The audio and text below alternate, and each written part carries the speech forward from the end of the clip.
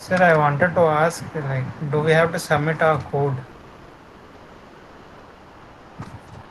It's okay if you do. You don't have to, but it would be nice if you did. Like, I just wanted to clarify if like our codes are run or not, because like sometime what happens, we're using some other version of Python and all and stuff like that So for that some usually is calculation. almost never the problem, especially if you send me the code and if it doesn't run off the box, I can make out the changes. So there Okay. are some simple obvious changes which you may have to make if you go from version to version.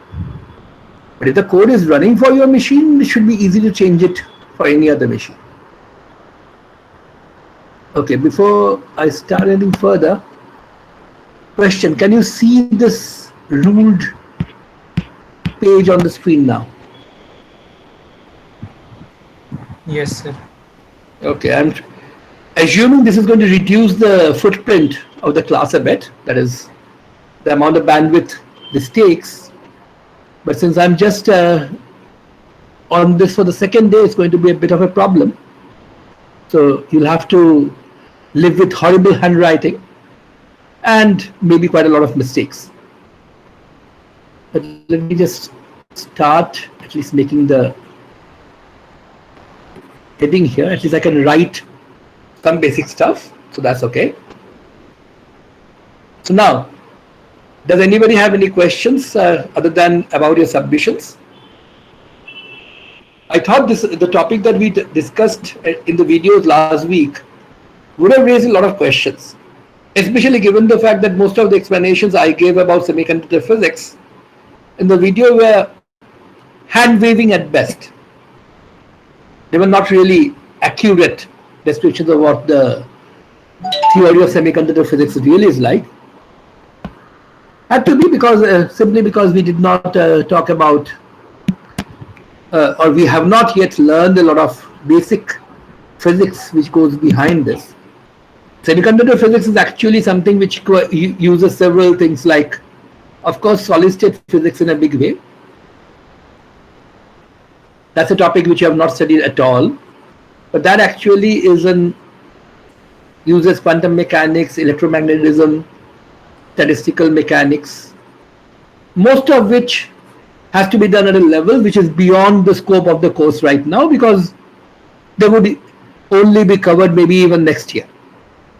Okay, and some not at all. For example, quantum transport theory, which really is the theory which tells you why you can treat electrons and holes essentially like free particles. That is sort of a hand-wavingly taught in elementary solid state physics courses and not ever taught beyond graduate level courses, that is at the PhD level and stuff like that. So quite a lot of the things that I said were sort of half-truths.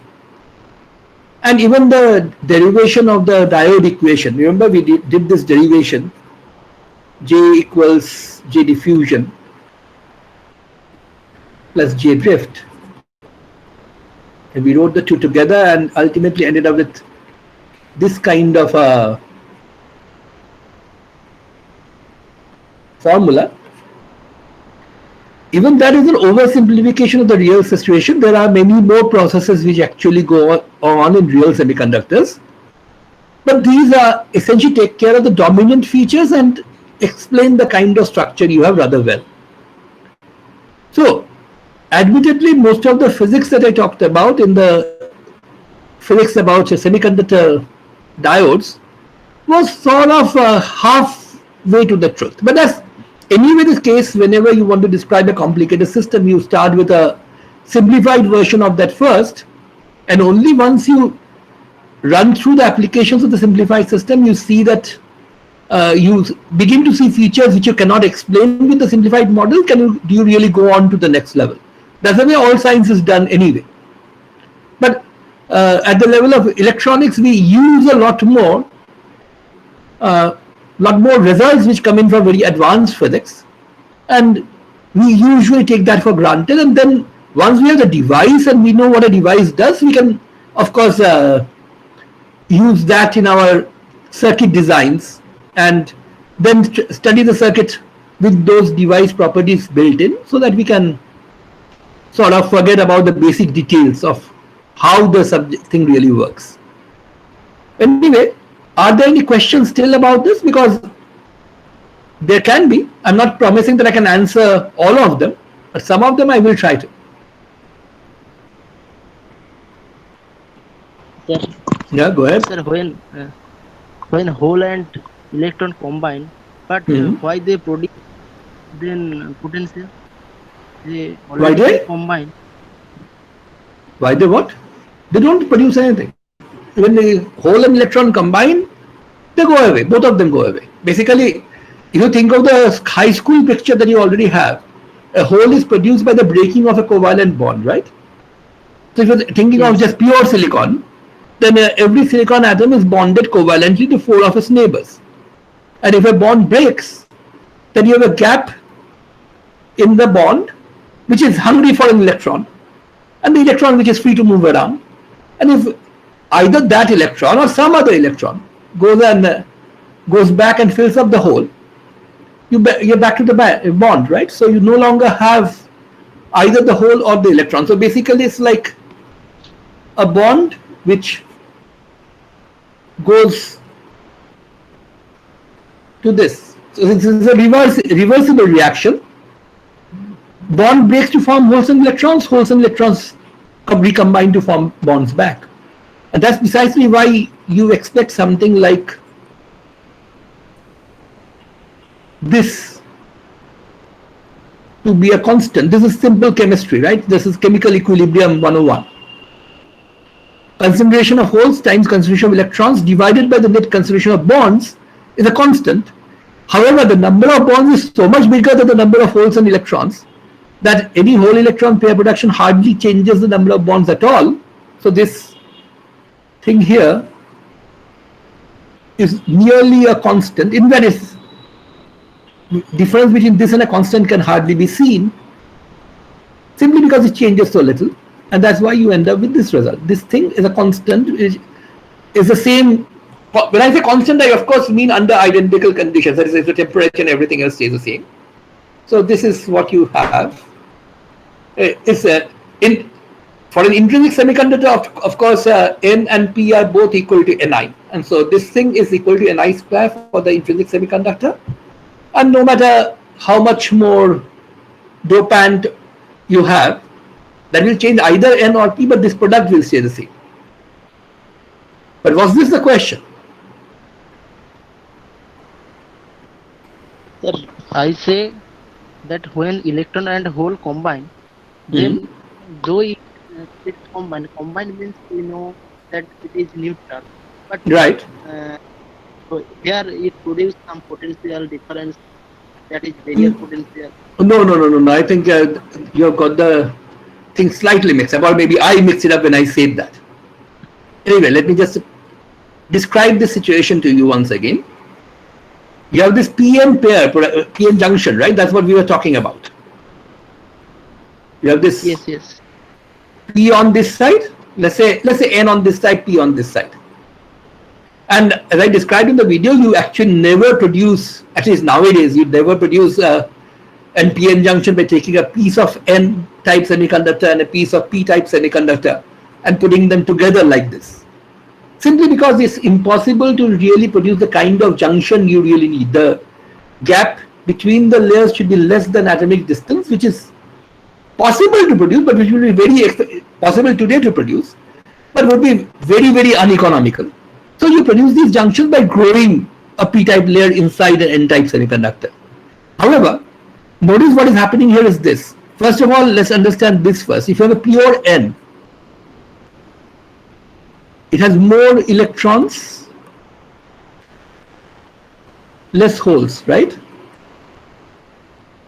Or less, okay, I should not really say P, I should say H, because P, of course, is what people would have used for positrons in the Dirac analogy, right? So, but this is, of course, electrically neutral, right? Has to be, because how did you produce the N-type semiconductor in the first place? You took a neutral chip of silicon, and my chemistry is very rusty, so Which one is the pentavalent impurity which goes with silicon? The same period? Arsenic, I think, goes with with germanium, right? That's in the same period. Phosphorus, right? Yes. So you doped, say, take a silicon wafer which is pure, very pure.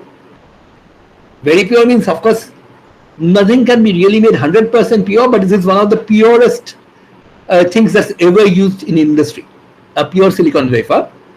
Then you put in a very controlled amount of phosphorus dopant inside it. Neutral atoms are going in, so of course the whole thing is neutral, right? So Yes. So how is the n-type at all neutral to begin with? It has more electrons than holes, right? Well, first of all, you have to understand that even when we say an intrinsic semiconductor has equal amounts of electrons and holes, right? This is for intrinsic. And this is neutral. But what has this equal amount of electrons and holes got to do with it? After all, apart from the free electron, when I say electrons, of course, I do not mean the actual electrons in the solid. There are many, many electrons in the solid. But the electrons we are interested in are only those electrons which are in the conduction band. Those are the ones which are going to conduct, right? So all the inner electrons, the electrons which are in the valency band or in the bands below the valency band, these are electrons which we don't even count. But how can we get away with not counting all of them? Because along with these electrons, there are of course the silicon nuclei, right?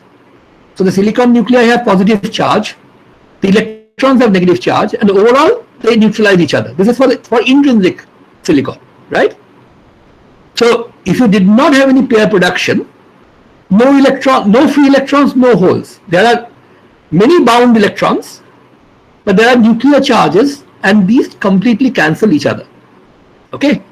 So when we do a calculation of charge balance, all we say is electron hole production occurs. You have one negative charge due to the electron, one positive charge due to the hole, and we don't even bother about the silicon nucleus and the other bound electrons because they have already cancelled each other out, right? So that's why this result that we wrote down, electrons and holes being equal in intrinsic semiconductor, that leads to neutrality. Okay. Now, in a n-type, we have more electrons. Okay, let's go back to N and P for electrons and holes. You have more electrons, more N than holes. So if you just look at that, it looks like overall excess of negative charge. But it's not really an excess of negative charge. Why not? Because in order to produce this extra electrons, what you needed were donor atoms, right? Donor atoms which were originally neutral, which came in. But each donor nucleus actually has one extra positive charge in the nucleus compared to the silicon atom, right? It's in period 5, so has one extra Z. What that means is that the donor atoms actually contribute 1 unit of extra positive charge.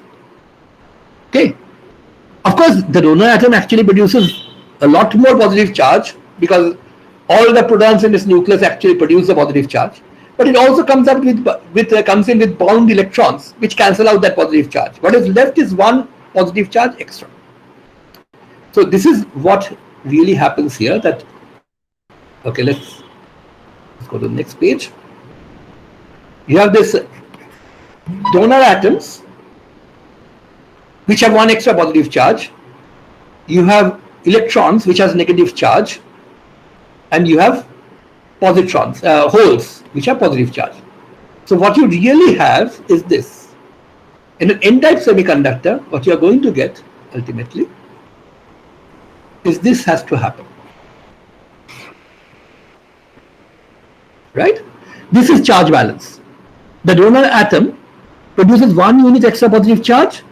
So the fact that the number of electrons in an n-type semiconductor is more than the number of holes does not lead to an overall charged semiconductor. The semiconductor itself is neutral. This is for n-type, of course. For p-type, on the other hand, what you should have is accept atoms come in, which have one extra negative charge in the nuclei. So they essentially count as charge minus one. Okay, they have actually have one positive charge less, which is the same thing as having one negative charge effectively. And that's why for N-type semiconductors, for P-type semiconductors, this is what happens. Okay. So again, this is true only for intrinsic semiconductors, not the junction. Okay. Intrinsic P-type and intrinsic semiconductors are both neutral despite excess of N in one, excess of P in the other. That's because you have dopant impurity atoms which have either plus one charge effectively or minus one charge effectively, and that cancels out the other charge excess. Is this clear so far? Yes, sir. Okay, fine. Now the critical thing is the holes and the electrons can move, right? But the dopant impurity atoms, once they've diffused in and sat in the locations in the crystal, then they cannot move any longer, right? So electrons and holes are free to move, the dopants are not. And this is critical to understand in this p-n junction behavior. So when you have a junction, which you create essentially by imagining that you have put an N and a p-type together, you have lots of electrons on this side. Of course, there are a few holes as well, but we are not really bothered about that because they are a huge minority, lots of holes on this side to begin with. And then, of course, they start to diffuse. That is, some of the N's cross over, some of the P's also cross over. Okay. And this, of course, happens at the beginning, at least near the junction, right? So holes very close to the junction move over to the N side, electrons very close to the junction move over to the P side. What is very important is the things which are maintaining neutrality. Here, just like you had N's, you also had donor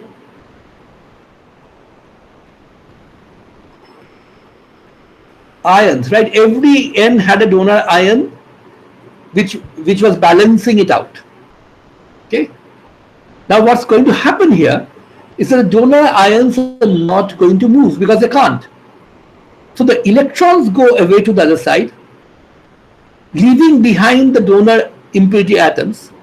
So earlier the donor impurity atoms had a plus charge effectively, the electrons had a minus charge, they were cancelling.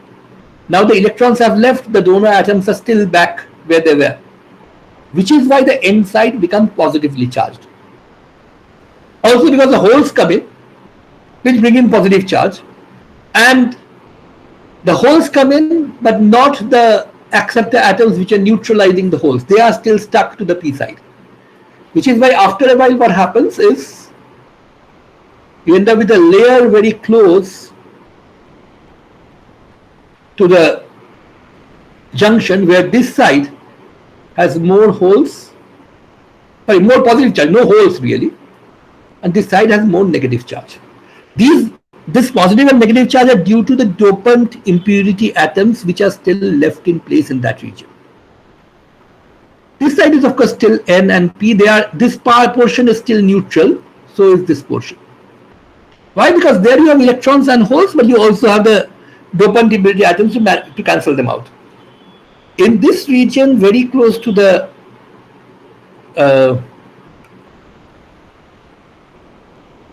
boundary, what has happened is the electrons have left, leaving the dopant impurity atoms behind, leaving the donors behind, which effectively give you a plus charge, and on the other side, the holes have left, leaving the acceptor impurities behind, which gives a minus charge. Which is why this side is positive, this side is negative. So that's how the barrier potential is set up. Because the electrons can move away, the holes can move away, but the dopant, but what was maintaining neutrality, the ions, they can't. Is this clear? Yes, sir. Okay. Any further questions? Sir, I have a question that is like out of Go ahead. portion. I have written it in the chat box. I can't read the chat box right now. I'll read it out. So Yeah. if we place a semiconductor in absolute zero, Hmm. but with very high electric or magnetic field, do we Hmm. still have no electrons in conduction band? And I The- have a related question of No, like is that a how. question? Is this a when you say question? You mean are you asking are there no electrons in the conduction band? Yeah, I'm saying that, I mean, at 0 Kelvin, if we give a very high electric field Hmm. to the semiconductors, do we Hmm. still have no conduct and no electron in the conduction No, band? that's not really true. You can have field-driven bond breaking. It's possible. You just need a huge amount of field. And it's a useful experimental technique, although it's really not that useful for our standard electronics usage. It's useful. It's useful because it's a very useful experimental technique for determining various properties of, especially properties of the Fermi surface. You want to know exactly what shape the Fermi surface is basically the highest energy which the electrons occupy. If you want to know its shape, this kind of physical feature really becomes very important. However, if you really want to make a device out of it, frankly, this is not really something which you would want to use in daily life, definitely. So, Yeah. and there, by the way, this the fact that the depletion region does not have any charge carriers except those which are produced from time to time because of bond breaking, which keeps on happening all the time. That is thermal bond breaking. That's a very important point, but you should realize that there are other mechanisms which might produce bonds as well, produce electron hole pairs as well. Like basically, to produce electron hole pairs, you need energy. That energy can be supplied thermally, which is the most common source, but can also be produced by light, for example. That's how photodiodes work, solar cells work, for example. Um, you could have other things. You could have various different sources of energy producing this effect. You could even have sound. And there are many different ways of doing this. And as you will see, when we move on to our next topic, that of transistors, uh, you can have another way of having minority carriers in the depletion region, which is by injecting carriers from outside. So if there's something, if apart from this one junction, there is something else from which you can push a lot of charge carriers inside the depletion region, then of course the electric field in the depletion region will drive them to various sites, and that's exactly how a transistor really works. So we'll come to that. But in a producing an excess of charge carriers in the depletion region somehow is behind many of the applications that we have. How you produce that, that depends on, that actually determines what kind of application you're talking about. In standard PN junction diode, it's produced by thermal bond breaking. It will also be produced by other options. And Yeah. I have another thing to ask, like, how do we describe thermal energy in quantum mechanics? Why should you describe thermal energy in quantum mechanics? Yeah, I mean, like uh, it's intuitively understood that when you increase the temperature, you Hmm. have electron and hole pairs generated, but Hmm. how do we like understand it at quantum mechanical level? That Do we have depends it strongly on what you mean by quantum mechanical level. like? But you should realize one thing. First of all, quantum mechanics does not exist in isolation. If you have a pure system, a pure quantum system is described by one thing. A mixed quantum system, especially one in thermal equilibrium, is described by something called the density matrix. Have you heard of that so far? No, sir. Well, frankly, you have to learn that much quantum mechanics before you can even ask this question. But uh, so, as I'm saying, there are plenty of advanced stuff which are going on, which can be understood intuitively, reasonably well. But the details, of course, need you to know a lot more of the basic theory than you know at this stage. But frankly, quantum mechanics does not really deal with thermal energy. Quantum mechanics supplies you with, say, energy levels, And what thermal energy does is it redistributes the particles among the energy levels. And that's where statistical mechanics comes in. Of course, you have to combine the two and you end up with quantum statistical mechanics, which is not beyond your scope. It's just it's something which you have not studied yet. So it will take a long, long time to even get to the basics of that. Okay, sir. I'm sorry, I can't really do a much better job of this right now. Otherwise, I will have no time to describe any electronics, which after all Yeah. is what my course is about. Okay, thank you, sir. Okay. Anybody else? Sir, what do you exactly mean by electrons effectively behave like free electrons? Does it mean for small perturbations, the solutions are almost the same? Yeah, essentially, it essentially means that when you apply a small external perturbation in the form of a field, the response is exactly the same, almost exactly the same as that of a free particle. The way free particle wave packets propagate in space because of external fields, the same will happen here. There are, of course, differences, but the differences are minor and qualitatively they behave very much the same way. The one major difference which occurs is that the effective mass of a free particle, uh, which is of course a parameter which you use in quantum mechanics, that m in the h cross square by twice m, that m has to be changed to some other value, and that is actually the signature of the interaction which a free particle has with the lattice. So basically you expect the situation, the behavior of a particle to change depending on the potential you're putting it in, which is of course what will happen.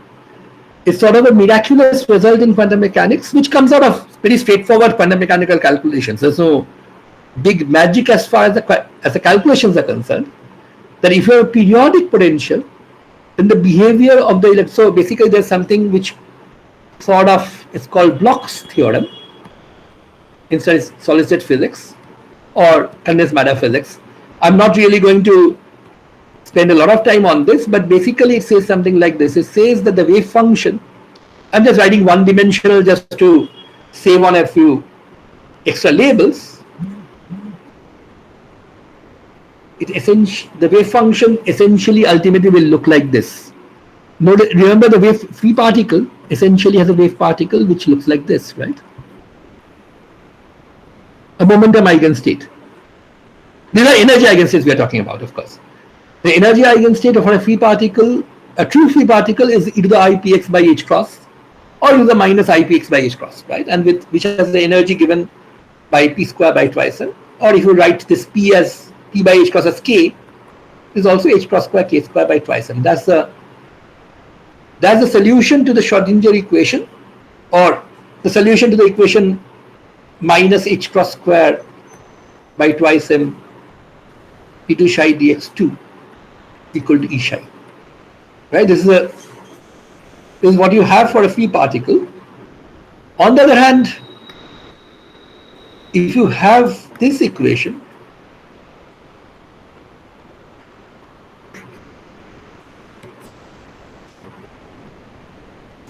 where V of x has this periodicity, that V of x plus a is V of x, then it turns out that the modification that happens is the wave function still has e to the ikx term, but it is modulated by a factor in front.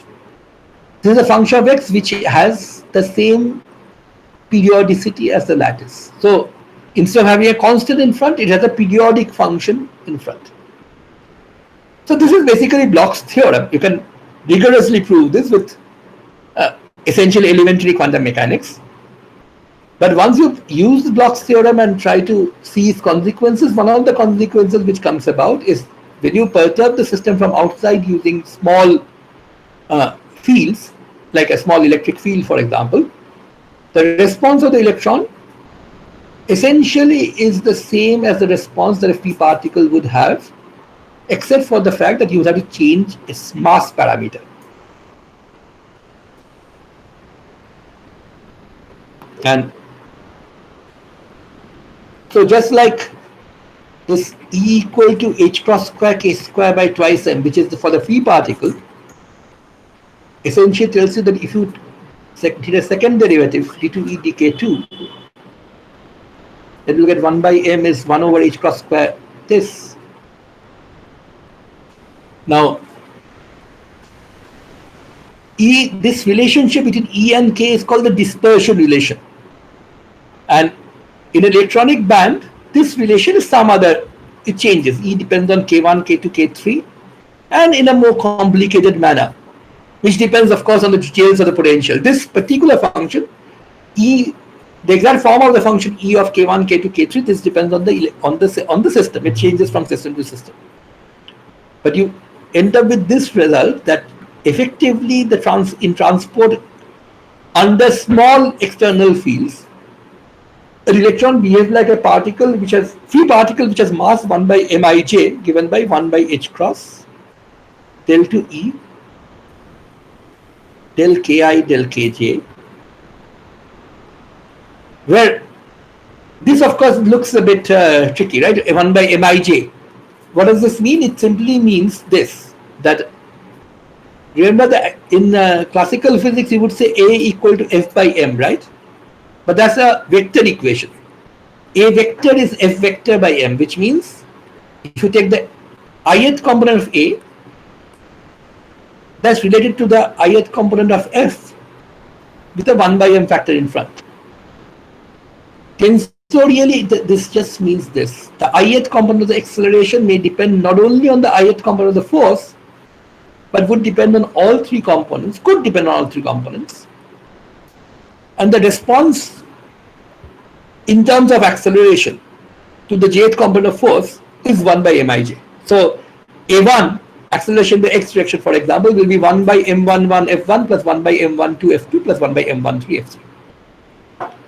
This should not come as a big surprise. After all, this you have seen this, right? You have seen this is exactly what L equal to I omega looks like. It means Li, the ith component, is this, where this Iij is of course a set of 9 quantities which together make up the moment of inertia tensor. Here 1 by m essentially makes up the inverse mass tensor. But those are just, so what this really means is something like this. A free particle would accelerate equally in all directions given a force, right? No matter which way you put the force, if you put the same force in different directions, the acceleration will be the same. If you have a particle in a periodic lattice, it's possible that a force in the x direction will produce an acceleration which is smaller than a force in the y direction. But why is that the case? Because the lattice is not the same in all directions. The potential which produces this effect, that may be anisotropic, and that gives rise to this feature. But those details are really unimportant for us. What is critically important for us is the fact that near the top of the valency band, E is a maximum as a function of k. And because it's a maximum, the second derivative is negative, which means near the top of the valency band, the free electrons there, the electrons there behave like free particles but with negative mass. But they're completely full anyway, so they can't respond because they can't go from one state to another because there are no empty states. But once you have a gap there, that gap behaves like a particle which can move from place to place and can conduct. But what is important, this is something which was sort of omitted in class 12 descriptions, that this gap, what was said in the class 12 description is fine. You were told that there is a gap where there should have been a negatively charged electron, so it behaves like a positively charged particle, which is perfectly true. What was omitted was the fact that it's also a gap in a state where the electron would have behaved like a negative mass particle. So it actually behaves like not only behaves like positive charge, it also behaves like a positive mass particle, which means it behaves like a genuine particle with positive mass. After all, if it had been a positive charge negative mass particle, what would have happened? A positive charged particle and negatively charged particle. How do you distinguish between the two? How would you know whether a particle is positively charged or negatively charged? Look at its response by a given force. If it is Yeah, so if you're given, right, if you're given electric field, right, not any force. If you turn on gravity, for example, positive charge, negative charge responds the same way. Of course, what you mean is a force which specifically differentiates between the two. So if you're given electric field, positive charge and negative charge will feel forces in opposite directions, right? yes, But do you really see the force on a particle? Or do you really observe? it's motion. You observe its motion. In particular, you observe its acceleration, right? Because if you put in a force, it should accelerate, right? Now, suppose I give a electric field to the right. Which way will a positively charged particle accelerate? To the right. Well, if that's not really true, it will feel a force to the right.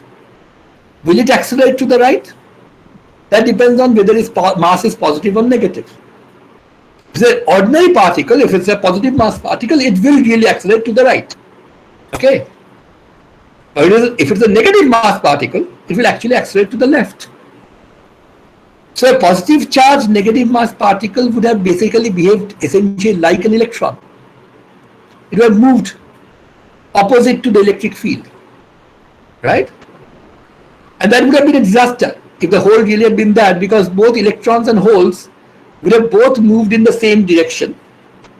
And then that would mean they would carry no net charge, because electrons will carry negative charge, holes will carry positive charge, they will cancel each other out. Thankfully, things don't happen that way. Why? Because the hole is a gap, right? But it's not a gap of a positive mass particle, it's a gap in a negative mass state. Which means the hole ultimately ends up behaving as a positive mass particle, like the way a genuine particle should. What I'm trying to say is, by just looking at the motion, you cannot distinguish a positive charge negative mass particle from a negative charge positive mass particle. But what you need here are electrons and holes which behave like genuine particles. They both have to behave like genuine positive mass particles. The difference in charge, of course, means they will accelerate in different directions then. And ultimately, both will carry current in the same direction because of an electric field. Okay, anything further? Sir,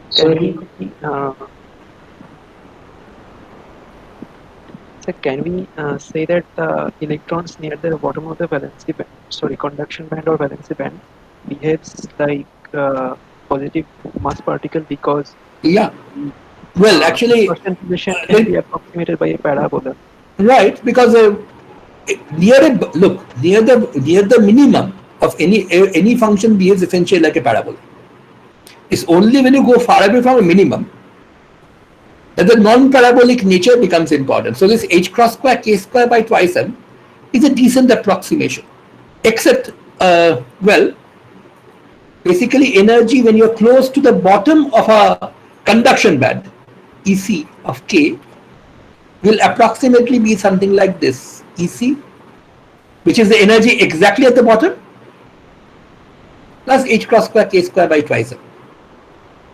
So the energy so it's not really just h cross square k square by twice m, it's the energy h cross square k square by twice m above the conduction band bottom. On the other hand, in a valency band, near the top, the energy will be something like that. Say mv. These masses, these quantities will be different. So this is why electrons near the bottom of the conduction band behave like particles with mass mc. Electrons near the top of the valency band, this is near the top, right? The energy is EV is the energy at the top of the valency band, and EC is the energy at the bottom, and this is the band gap, the difference between the two. And the energy here essentially goes like this, here goes like this. Now, you would also be right to say electrons near the bottom of the valency band behave like positive mass particles, but we don't really care what they behave like. Why don't we care? because those electrons will never take part in, or well, not never is not really the right word, but will very rarely take part in any kind of transport phenomenon, simply because there are no available states nearby, there are no states they can go to. Electrons essentially transport energy or charge or any other property that they want to transport simply by changing their state from one state to another. But being fermions, they can't go into states which are already occupied, which is why completely filled bands are really not not going to interact at all. So that's why the completely filled valency band is electrically neutral. Any difference from a completely filled band, that shows up in conduction. And that can happen only near the top of the valency band. Gaps, any gap near the bottom of the valency band will really close down immediately after it opens up. There are enough electrons in the immediate vicinity to close them up. But if an electron makes a transition from the bottom of the valency band to the top of the conduction band, from the top of the valency band to the bottom of the conduction band, there's substantial amount of time before which it can come down and recombine again, which is why you have a electron hole pair living for quite some time and being able to conduct electricity or heat or stuff like that. But there was some other question, right? Somebody else was, yeah. Sir, as you mentioned that the energy levels are quasi-continuous, so does that mean that the K is also discrete? Yeah, it is. But do you really care? You have to realize one thing. Is it really discrete makes absolutely no physical sense if you don't have instruments which are capable of measuring the gap. Questions like, is it really discrete or is it continuous, are not questions of physics. In physics, the only possible allowed questions that should be ever asked are questions which can at least be in principle measured. Here the energy gap, say, suppose the valency band, let's say, is a 1 electron volt thick, that is, the energy spread in a valency band is 1 electron volts. How many levels do you have there? You have as many levels as the number of atoms in the solid, which even if you have a small amount, say 1 mole is a pretty small amount, right? Few grams, okay, few tens of grams. That's 10 to the 23 order atoms there, which means the spacing between the energy levels will be of the order of 10 to the minus 23. Do you really care whether that's 10 to the minus 23 electron volts or 0? You should not. That's the whole point. Questions like, is it really continuous or not, makes absolutely no sense when there is no experimental way of determining the difference. This is not mathematics. You have to be very careful about that. Physics does not ask questions like, is something really that? Physics asks and answers questions about, can I, at least in principle, measure these things? If I can't, such questions have no physical meaning.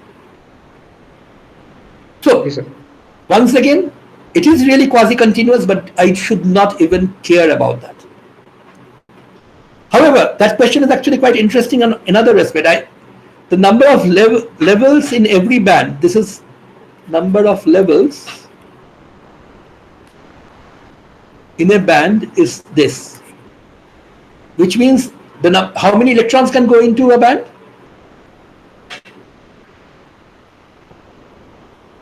If you fill 2n, right? If you completely filled up a band, you would have 2n because these are energy levels in space, but there's a spin value. You can have plus and minus both spins.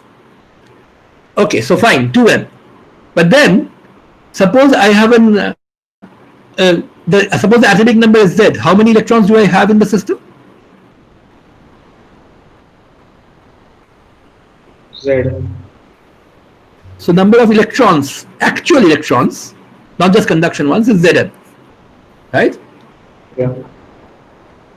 So I have to fill up the bands, and I have Zn electrons, and each band takes 2n. So the bottommost band, the lowest energy, that takes 2n electrons. The next one takes 2n, the next one takes 2n, and so on. So can you see that this is going to predict that if you have an even, if Z is even,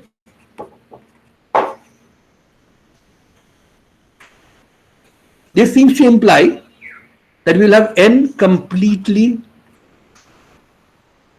not N, that's a bad choice. So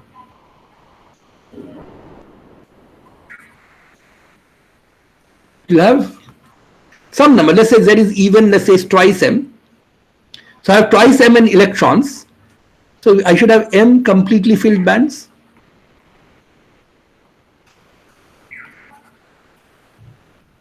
Is that okay? Yes. But what happens if you have a completely filled band? If all bands are completely filled. This is of course at absolute zero, when electrons are at the lowest possible energy level. What happens if you have completely filled bands? No free electrons. No free electrons. What means, what kind of an object are we talking about? Insulator. Insulators. That's great. So this seems to imply, on the face of it, that materials which have any element which has even atomic number must be insulators, which of course is not true, right? All the group 2 elements are metals. Group 1 elements, the lithium, sodium, potassium, they are actually much better conductors. But group 2 elements are also pretty decent conductors. Not as good as group 1 elements, but they are conductors, they're not insulators. Okay, so in order to understand why this happens, you'll have to know a bit more of solid-state physics. So the answer is okay. This is a typical example of me shooting off my mouth too much, because if I really now want to explain to you why this happens, I'll have to tell you a lot of stuff about solid-state physics, which we'll learn only next year. So let me just shut up now, at least about this topic. But let me just leave you with this notion that while it's true that levels begin to fill up from the bottom, and completely filled bands definitely give insulators, it so happens, and there's a very nice geometry to this. This is really more about crystal geometry than anything else. Geometry in direct space and reciprocal space, and quite some high sounding things, basically simple math, simple physics, but slightly advanced stuff, which essentially end up telling you that say the group 2 elements will end up having some electrons in the conduction band, in the next band, whereas some electrons will be left in the. So we have been really thinking of a situation like this. You have valency band here, ends somewhere, and the conduction band begins above that. These horizontal lines really are misleading. So if you were to plot against K, the valency band would look something like this, the conduction band would look something like this. But we expect things to go like this, that the bottom of this band is above the top of this band, right?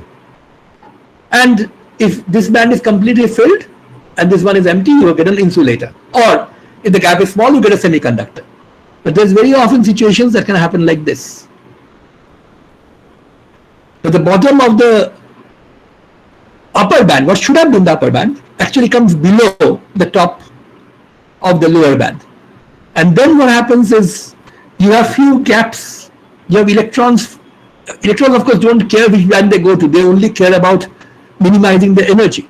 So you'll have energy levels filled up to here, which means there are gaps in the lower band. There are also electrons in the upper band. So you get conduction on both the lower band and the upper band. So this is the kind of thing that can happen, which makes life interesting, and which makes solid-state physics not just a boring subject where all even Z things are insulators and all or Z things are conductors, and that's it. Okay. Okay, sir. Okay, but okay, it's nice that you have a lot of questions about the kind of stuff I'm not going to talk, I should not talk about in this. But really, once we have figured out how a PN junction works, then we have this picture of a diode, and we know how the diode responds to external external electric field in terms of external potential, and then we can use it in a circuit. I don't care after that what makes it work that way. Okay, great thing about engineering, which this really is that we can, once we have engineered something, we can then make use of it in further applications without bothering about what's going on inside every time. So when we build a operational amplifier, for example, we don't really keep on caring at every stage what the electrons and holes are doing inside. We know that this is made up of several pieces, and we know how the individual pieces work. And after that, it becomes a very interesting tale of putting those things together and trying to understand how they work together. So I also understand that the rectifier that we talked about, okay, this is just the PN junction diode, how it works, and then the last video which came out only yesterday was on the rectifier. Most of the rectifier is something which you all have learned in higher secondary. So not much new there, but there are a few things which you may not have learned about before. So please pay attention to those. They are going to be much more important to the course than the details of semiconductor physics, which we are not even going to touch upon. So while this discussion class was interesting perhaps for you, or definitely for me, most of what we talked about today will not be in the exam, for example, or will not be necessary for understanding the rest of the course. That's even more important. Okay, before I call it a day, I have a question to you. I was told last day that the camera takes up a lot of bandwidth. The tablet should not. Is that okay? Is this really taking up less bandwidth?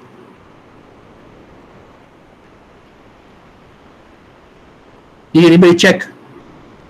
Yes, sir. Then at least it's worth it, because it's, at least because I'm not used to it, it's very difficult for me to use. But at least if it's going to really help, fine. Okay, so are there any further questions? Sir? Yeah. Sir, when you approximate a diode characteristic curve by two straight lines, one is the horizontal line and another one is the slightly tilted vertical line, there you did not specify to which point should we take the tangent. That's a good question. Actually, I was hoping somebody would ask that. So the question essentially is this: we drew the characteristic curve. What happened? Oops, somehow. This is something which I was worrying about. I will do something to this which will make this work badly.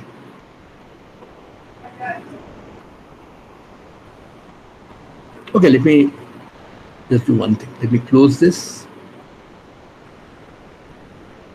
I have found out one thing. The stylus is sort of jealous. It sort of takes badly. Yeah. Now my system seems to have frozen. Okay, can you hear me? Yes. Okay, at least you can hear me. That's good. Because sometimes this is freezing up my system. I have to figure out whether there's a glitch in the kernel somewhere. Anyway, the question is a very legitimate one. We said draw a tangent somewhere. You get a straight line, and before you get to zero, that is for all negative input voltages, all reverse biases, you have very little current anyway, so that's a flat zero. There are two segment straight line. The question is, where should I put the tangent? And the answer is, frankly, I don't care much, because this is going to be an approximation anyway. And one great thing about having an exponential sharply rising function is this, that there's hardly much of a difference in the final result in what you're going to actually get. Your, whatever you do, your ultimate approximate system will look more or less the same. Of course, we did work out that the small RD, the forward biased AC resistance, is 26 millivolts by ID, apart from a factor of eta, which comes in if you're using silicon. This 26 millivolts by ID, of course, depends on ID, but how much? ID typically is, say, suppose it's 1 milliampere, then this will be 26 ohms. If it's 10 milliamperes, it will be 2.6 ohms. Now, you might say 26 ohms and 2.6 ohms are very different. Of course, they are very different. One is 1/10 of the other. But you have to realize that in the context of the circuit, what kind of typical resistances would you use in the circuit? Somewhere of the kilo ohm order, right? In that case, whether you have a 26 ohms or 2.6 ohms will not make much of a difference anyway. So what you do here is ultimately you decide what kind of typical current you will have, typical voltage you will have, draw the tangent at that point. If you want, you can choose a different point. You will find that ultimately the answer does not depend very much on that. Of course, the only way to get an exact answer would be to use the exact diode characteristic, which you, now it has started responding. So I've got all these lines back. Anyway, this was what I was trying to say. This was the characteristic curve I drew. And then I tried to draw a straight line tangent somewhere. If I drew it here instead of here, I would have a slightly different cut-in voltage, slightly different slope. True, will not make much of a difference to my final prediction, because anyway, you should realize that what we have is a formula which looks like this.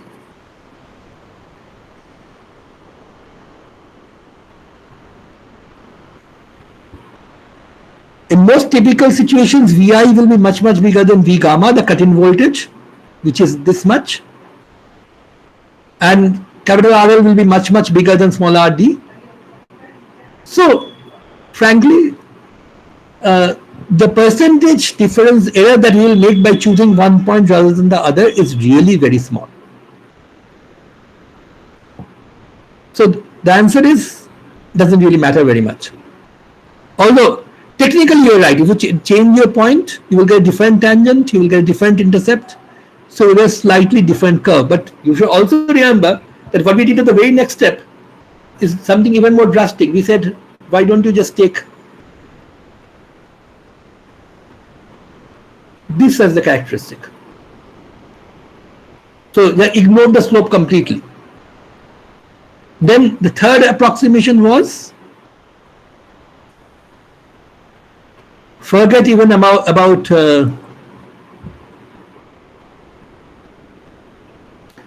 this intercept, just make it vertical.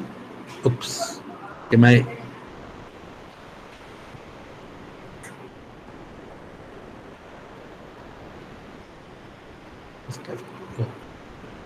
Just make it vertically up at this point. So which means that you are already ignoring V gamma.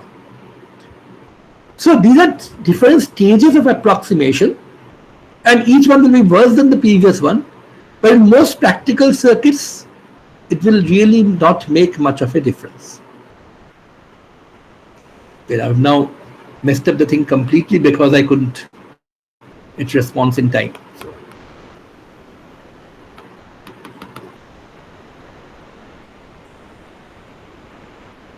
Anyway, I hope that answers at least partly your questions. Yes, sir.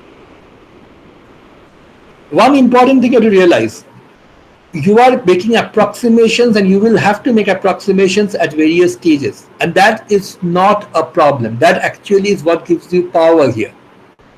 Approximations are useful things to do in all science. And which is another, again, which is something I have said before, but I will repeat again.